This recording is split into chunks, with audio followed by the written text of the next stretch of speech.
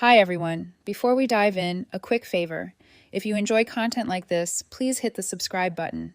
It's free, supports the channel, and makes sure you never miss out on amazing videos. All right, let's get started. Hi Reddit. I never thought I'd be the woman posting here, but after everything that's gone down, I feel like this story needs to be shared.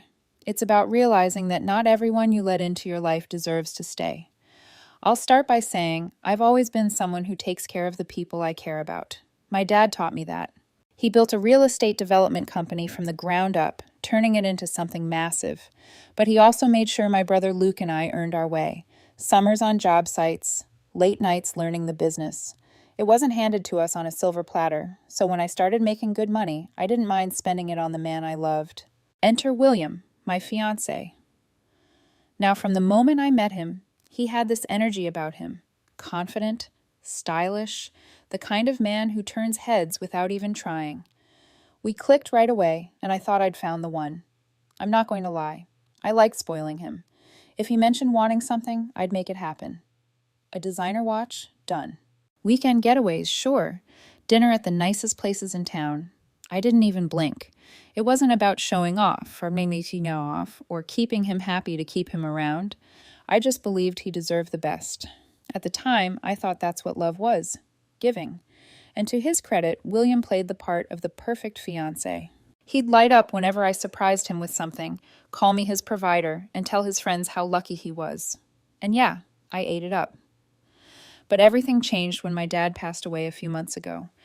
Losing him wasn't just a personal blow, it was like losing the foundation of everything I'd built my life on. He wasn't just my father. He was my mentor, the person who showed me how to navigate the world. I was grieving, trying to figure out what life looked like without him. And at the same time, I had to step up in the business alongside Luke. It was a lot.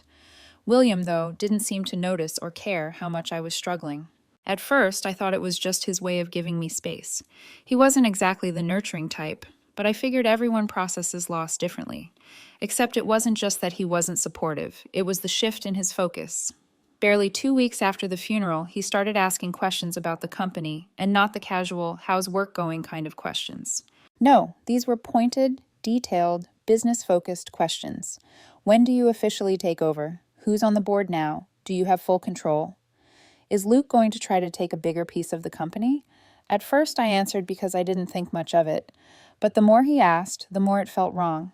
He didn't ask how I was holding up or if I needed anything. He didn't even mention my dad unless it was in the context of the business. All he seemed to care about was what came next. And not for us, but for him. The questions weren't just weird, they were relentless. I'd come home after a long day, exhausted from balancing work and grief, and he'd pounce. How much equity do you have now? Do you have final say on contracts, or does that go through Luke? What about expansion? Are you leading that now? It was like he'd been waiting for this moment. And now that it was here, he wasn't wasting any time. I started noticing other things too. The way he talked about the business, like it was his golden ticket. The way he'd casually mention projects to our friends, dropping hints about how we were growing the company. And don't even get me started on the way he started throwing Luke's name into conversations. Luke's so business savvy, he'd say. You two must make such a great team. At first, I chalked it up to pride, him wanting to show off my success. But the more I paid attention, the more it felt calculated. He started pushing to attend meetings he had no reason to be at, claiming he wanted to learn more about the business. He even suggested hosting a dinner for the board members, saying it would help him build relationships. It was all so transparent. The thing is, William had always loved the perks of my lifestyle. But this was different. It wasn't about enjoying the benefits of being with me. It was about positioning himself. He wasn't acting like a fiancé. He was acting like someone vying for a spot on the company's payroll. I didn't say anything at first because I wanted to give him the benefit of the doubt. Maybe this was just his way of coping. Maybe he thought he was helping by being involved. But deep down, I knew better. One night, as we sat on the couch, he casually dropped a line that stopped me cold. So if something happened and you weren't running the company, what would you do? The question hit me like a brick, not because it was offensive. On the surface, it wasn't, but because it revealed how he saw me. Not as Rosa, the woman he supposedly loved, but as Rosa, the one tied to a multi-million-dollar company. I couldn't let it go. It wasn't just the words, it was the way he said it, like he was testing the waters. It stayed with me, gnawing at the back of my mind. Was I being paranoid, or was there something deeper going on? I started replaying every interaction we'd had since Dad passed. Things I'd brushed off before suddenly felt different. He wasn't acting like someone who loved me and wanted to help me through a tough time. Instead, it felt like he was sizing me up, like he was calculating his next move. It didn't help that he'd become almost obsessed with the company. He'd always known what I did for a living, but he'd never cared about the details before. Now, it was all he wanted to talk about. Whenever we were together, the conversation somehow ended up circling back to work. My role, Luke's role, the board, the projects. One night we were sitting in the living room and he was scrolling through his phone. Out of nowhere, he said, I was reading this article about succession planning. It said family businesses can get really messy if roles aren't clearly defined. Do you and Luke ever fight about who's in charge? I glanced at him, trying to read his expression, but he didn't even look up from his phone. Not really, I said, keeping my tone casual. We both know our strengths and we work together. It's not a competition. He nodded like that answer satisfied him, but I could see the gears turning. It wasn't the first time he'd brought up Luke. Lately, it seemed like he was more interested in my brother's role in the company than in anything I was doing. At first, I thought he was just being polite. Luke and I had always been close, so it made sense that he'd want to get along with him, but now it felt like something else entirely. And then, slowly, there was another shift I couldn't ignore. William started bringing up my younger sister, Emily. Innocent compliments at first. Emily's really thoughtful. Emily has great taste. Emily's so grounded. Until the comments weren't so innocent. One afternoon, after a family lunch, he said, Emily mentioned she's into architecture blogs. Maybe I could send her a few links I follow. Sure, I said, but a knot formed in my stomach. The next few days made that knot tighter. He texted Emily to share resources, then to check how her week was going, then to ask her opinion on a restaurant he thought she'd like. Emily showed me the first messages, laughing it off. He's just friendly, she said. I wanted to believe her. But then he got bolder. You and Emily have such different energy, he told me one evening, his tone a little too careful. She's refreshing. I stared at him. She's my sister. He raised his hands, smiling. I know. I'm just saying she's easy to talk to. It sounded harmless. It wasn't. The turning point came a few days later. I was in my home office trying to catch up on some paperwork when William came in holding 2 cups of coffee. He handed me one with a smile and perched himself on the edge of the desk. You've been working so hard lately, he said. His tone sweet but oddly deliberate. Do you ever feel like you're carrying all the weight on your shoulders? I shrugged. It comes with the territory. He leaned in a little closer. But doesn't it bother you that Luke gets to share the load without dealing with the same pressure? I mean, you're the face of the company now. He's just assisting, right? That hit a nerve, not because he was right. Luke and I had always been equals in the business, but because it felt like he was trying to plant a seed of doubt. Luke's not just assisting, I said, a little sharper than I intended. We're a team, always have been. He pulled back, looking surprised, but he didn't drop it. I just think you deserve more credit, that's all. You're the one running the show now. I didn't respond, but the whole conversation left a bad taste in my mouth. It wasn't like William to talk about Luke that way. If anything, he'd always been polite and respectful toward him. But now it felt like he was trying to drive a wedge between us. Or maybe he was testing how much control I really had. After that, I couldn't stop noticing the little things he did. When we went to events, he'd position himself near the power players, laughing at their jokes, and slipping into their conversations like he belonged there. At home, he'd casually ask me about deals and contracts, and whenever Emily came up, he'd find a way to circle back to her, what classes she was taking, whether she needed any advice, if she'd be at the next family dinner. The worst part was I couldn't talk to anyone about it. Luke would have called him out immediately, and I wasn't ready to go there yet. Emily would insist I was overthinking. My mom was still grieving. So I kept it to myself, turning the pieces over in my head and trying to make sense of it all. Was I imagining things, or was William showing me who he really was? One night, I decided to test him. Nothing big, just a casual comment to see how he'd react. We were having dinner, and I mentioned that a new project was running over budget. It's going to be a headache, I said, spearing a piece of steak with my fork. The board's not happy, and Luke's been up to his ears in it. His eyes lit up, and he leaned forward. Oh, what's the project? It's just a residential development, I said, keeping my tone light, but it's tied to a lot of other deals, so the pressure's on. He nodded, trying to act nonchalant. Sounds stressful. Are you the one who has to handle all that? Not really, I said. Luke's taking the lead on this one. He's better at the big picture stuff. His face didn't change, but I saw the disappointment flash and fade. Then he said, almost breezily, maybe Emily could help with some of the design research. She's got a good eye. I set my fork down. William, she's in her early 20s. She's not your intern. He smiled, unbothered. Just trying to be helpful. He shrugged it off like it was nothing, but I couldn't. The seed of unease he'd planted only grew. The way he slid Emily's name into conversations wasn't innocent anymore. It was deliberate, practiced, like he was waiting to see how far he could go before I snapped. The next week confirmed everything I feared. William started texting Emily late at night. At first, it was under the excuse of sharing a funny article or asking about her studies. But then the messages became more personal. You always know how to make people feel comfortable. Or, you'd be amazing in the business world. You've got that natural charm. Emily, bless her, showed me the first few texts, laughing it off as him being friendly. But as the compliments piled up, she grew uncomfortable. I think he's pushing it, she admitted quietly one evening. I wanted to scream. Instead, I told her firmly, if he crosses the line, you tell me immediately. But William didn't slow down. If anything, he got bolder. One afternoon after a family gathering, I walked into the kitchen and found him leaning a little too close to Emily as she loaded dishes into the dishwasher. His hand rested on the counter near hers, his voice low. When he saw me, he jumped back, grinning like nothing had happened. Just chatting about college stuff, he said lightly. Emily's face flushed, and she avoided my eyes. That was the moment my stomach turned. This wasn't paranoia. He was deliberately testing boundaries. The breaking point came a few days later. Emily forwarded me a text he'd sent her out of the blue. If I wasn't with your sister, I'd take you out in a heartbeat. You're incredible. My blood ran cold. It wasn't subtle. It wasn't innocent. It was a full-on attempt to seduce my sister. I confronted him that night. Why are you messaging Emily like that? I demanded, holding up my phone with the screenshot glowing on the screen.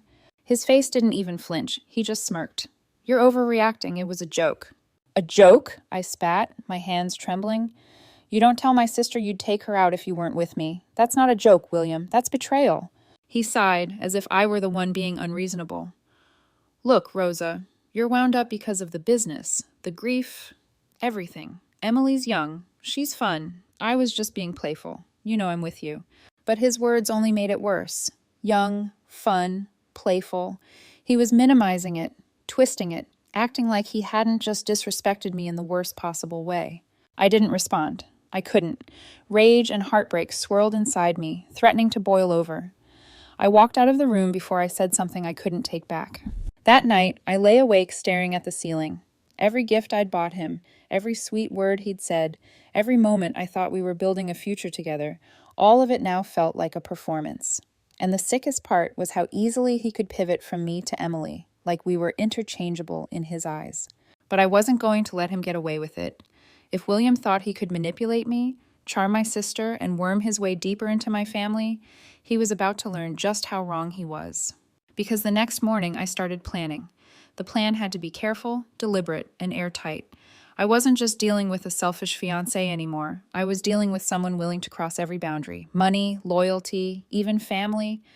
And if William thought he could play both sides, I was going to make sure everyone saw exactly who he was. I started by looping Emily in. She deserved to know the full scope of what he was doing. We sat in my bedroom one evening, her phone on the bed between us. I showed her the screenshots I'd saved of his texts. Her face crumpled. Rosa, I swear I never encouraged this. I thought if I ignored him, he'd stop. I took her hand. I know, Em. This isn't on you. This is on him, and I need your help to prove it. She nodded, hesitant but determined. Together, we decided Emily would keep responding, just enough to string him along. Nothing incriminating, nothing to give him hope, but enough to lure him into showing his true colors. Every message, every call, every flirtation would be documented. It didn't take long. Within days, William was sending messages that made my skin crawl. "You're different from Rosa. You actually get me. I can talk to you in ways I can't talk to her." And the one that nearly made me throw up. Imagine what it would be like, just us.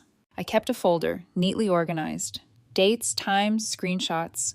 Proof that William wasn't just testing boundaries, he was actively trying to seduce my younger sister. The opportunity to take him down came faster than I expected. One Friday evening, William told me he had business drinks with some contacts. Except one of those contacts happened to be a friend of mine who texted me to say William wasn't at the bar he'd claimed. My instincts screamed. I texted Emily asking where he was. 10 minutes later, she sent me a screenshot of her phone. William had texted her, "Come over. We'll just talk. Rosa doesn't have to know." My hands shook, but my mind was crystal clear. This was it, the moment to end it all. I texted Luke, "Need your help tonight." By 9:00 p.m., Luke and I were parked outside William's apartment. Emily, brave as ever, had agreed to play along. She texted William that she'd stop by. I hated putting her in this position, but she insisted. "I want him exposed as much as you do," she said firmly. From the car, we watched her walk into the building, phone in hand. Luke squeezed my shoulder. "We've got this, Rosa. You're not alone." Inside, Emily kept her phone on record. I listened in real time as William opened the door, his voice sickeningly smooth. "Emily, wow, you look incredible." She kept her tone neutral. "So, what did you want to talk about?" He didn't waste time. Within minutes, he was laying it on, thick. "You're so much easier to be around than your sister. She's so serious all the time. But you're fun, you're exciting. You deserve someone who sees you." I clenched my fists in the car, every muscle in my body screaming to storm upstairs. But I forced myself to wait. Then came the moment I'd been bracing for. His voice dropped low. "We could have something, you and me. No one has to know. Rosa doesn't have to get hurt." That was it. That was all I needed. Emily's voice was steady when she replied, "Actually, William, she already knows. She's listening right now." The silence that followed was electric. I opened the car door and headed straight into the building, Luke at my side. By the time I reached the apartment, William was pale, Emily standing confidently by the couch with her phone still recording. "Rosa," he stammered, "this isn't what it looks like." I laughed bitterly. "Really? Because it looks exactly like you trying to seduce my sister." He scrambled, words tumbling out of his mouth. "It was just flirting. Harmless. I love you, Rosa. You're overreacting." Harmless? I held up Emily's phone, the recording still going. Telling my sister we could have something is harmless? Sneaking behind my back, trying to pit me against Luke, chasing after Emily while I'm grieving my father? That's love to you? His face hardened then, the mask slipping. "You don't get it. You're nothing without that company. Without your dad's money, you're just another woman. I was trying to secure a future for us. Emily would have been smart enough to see that." Luke stepped forward, his voice cold. "Careful, William. You're already finished. Don't make it worse." William sneered, but his bravado crumbled when I pulled out my phone. "This," I said, waving the folder of evidence, "is going straight to everyone who matters. The board, my family, your so-called friends. They're going to see exactly who you are." He blanched. "You wouldn't." "I would, and I will." Emily added quietly, "You thought you could play us, but all you did was show us who you really are." That night, William's life as he knew it ended. I cut off the engagement on the spot. Word spread quickly, thanks to Luke, who made sure the board knew William was toxic and untrustworthy. Within days, William was blacklisted from every circle he'd tried to weasel into. His reputation was ashes. And me, for the first time in weeks, I felt free. The weight of his manipulation was gone, replaced by the steady, unshakable bond between me, Luke, and Emily. He'd tried to divide us. Instead, he'd only brought us closer.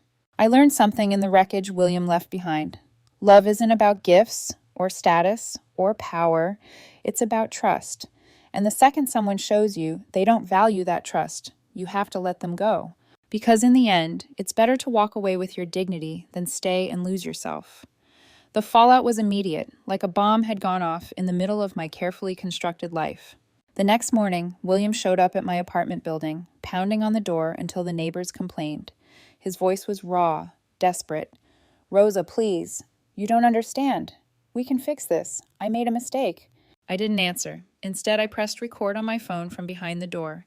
Every word he shouted, every plea, every excuse, I documented it. Proof, in case he tried to twist the story later. After 10 minutes of begging, the desperation turned to anger. His voice grew sharp. You're throwing away the best thing that ever happened to you. You'll regret this. When the silence finally settled, I leaned against the door, my hands trembling. But I didn't cry. Not this time. He wasn't worth my tears anymore. Word spread quickly among family and friends. Some had suspected William wasn't genuine. Others were shocked. My mother was heartbroken for me, but she hugged Emily tightly, whispering, "You did the right thing telling your sister. He would have ruined both of you." Luke was less sympathetic. "I never liked that guy. Too smooth, too eager. Now we know why." He made sure the board members and key business partners heard the truth before William could spin a different version. The evidence spoke louder than any lie he could tell. Screenshots, recordings, his own words sinking him deeper. William tried anyway. He sent emails, pages of them, some begging, some blaming, some accusing me of being paranoid, controlling, even manipulative. One message actually said, "If you'd been more fun, I wouldn't have needed Emily." That was the moment I blocked him everywhere. He'd crossed every line, and I wasn't going to give him another inch of space in my head. But he wasn't done. He tried reaching Emily, sending her apologies that were really just veiled manipulations. "You're so special. I hope one day you'll see me differently." She showed me every message, disgust clear in her eyes. "He's pathetic, Rosa. Don't worry. He has zero chance." It wasn't just us he lost. William's own family, once so proud of his engagement to me, cut ties after they learned what he'd done. His parents called mine in tears, apologizing for his behavior. His father said bitterly, "We raised him better than this. I don't know what went wrong." By then, though, I didn't care what excuses they offered. William had made his choices. He wasn't a mistake of upbringing. He was a man who had decided greed and lust mattered more than love and loyalty. The weeks that followed were strangely peaceful. For the first time in months, I could focus on my grief, my family, and the company without the constant undercurrent of manipulation. Emily and I grew closer than ever, bound by the fire we'd walked through together. Luke and I worked side by side to steady the business, our trust in each other unshakable. And me, I began rebuilding, not just my life, but myself. There were still nights I lay awake, replaying William's words, wondering how I hadn't seen through him sooner. But then I reminded myself, people like him are good at wearing masks. The important thing wasn't how long I believed him. It was that I finally saw the truth and acted on it. Months later, I heard through mutual acquaintances that William had moved to another city, trying to start over. No one wanted to work with him. No one trusted him. His name had become synonymous with betrayal, and he had no one to blame but himself. I didn't gloat. I didn't need to. Life had already handed him the consequences he'd earned. As for me, I learned one of the hardest lessons of all. Love without respect is poison. It destroys slowly, quietly, until you're left doubting yourself. But once you cut out the poison, healing begins. I know now what I deserve. A partner who values me for who I am, not what I can give. A man who respects my family instead of trying to destroy it. Someone whose love doesn't come with conditions or schemes. And until I find that, I'll keep choosing myself. Because William thought he could break me. Instead, he made me stronger. It took time, longer than I expected, for the storm William left behind to fully pass. But slowly, day by day, life found a new rhythm. Emily and I grew inseparable. We'd always been close, but surviving William's betrayal together had bonded us in a way nothing else could. She told me once, with tears in her eyes, "I was so scared you'd blame me, that you'd see me as part of the problem." I squeezed her hand. "Never. You were the one who helped me see the truth. You saved me, Em." Luke became my anchor in the business. We worked late nights, building the company into something stronger than ever. For the first time, I felt the weight of leadership without William lurking in the background, trying to angle his way into the spotlight. The relief was palpable. And me, I started rediscovering myself outside of grief and betrayal. I took weekends off to hike, to travel, to breathe. I let myself laugh again, real laughter that wasn't shadowed by suspicion or manipulation. It was during one of those hikes, months later, that I met Daniel. He wasn't flashy. No designer suits, no rehearsed charm. He was a photographer, out capturing landscapes when our paths crossed on a mountain trail. He offered to take a photo for me, and when I looked at the picture later, it wasn't just the view that took my breath away. It was how he'd managed to capture me looking peaceful, alive, free. We talked for hours that day, sitting on a rock overlooking the valley. He asked about my work, but not in the pointed, calculating way William once had. His questions were simple, genuine. What do you love most about it? What drives you? I realized I couldn't remember the last time anyone had asked me that. Daniel and I stayed in touch, texting, meeting for coffee, gradually weaving our lives together. He wasn't perfect, but he was real. And for me, real was everything. He never made me question his intentions. He never played games. He showed up, consistently, quietly, with kindness. One evening, after a long day, I told him about William. Not all the ugly details, but enough for him to understand why trust didn't come easy for me anymore. He listened without interrupting, then simply said, "You deserved better, and you still do." Those words healed something in me I hadn't realized was still raw. I don't know where things with Daniel will go. Maybe it'll last, maybe it won't. But for the first time, I'm not clinging to someone out of fear or pouring everything into a relationship just to prove it's worth something. I'm standing on solid ground, with or without a partner. Because here's the truth, William never understood. I was never defined by the company, by the money, or by him. I am Rosa, daughter, sister, leader, survivor. And I know now that I am enough on my own. So when people ask about William, I just smile faintly and say, he taught me what I don't want. And that's just as valuable as knowing what I do. The past is behind me. My future is wide open. And this time, I'm walking into it with clear eyes, a strong heart, and no illusions. Because once you've seen the mask slip, you never forget it, and you never settle for less again.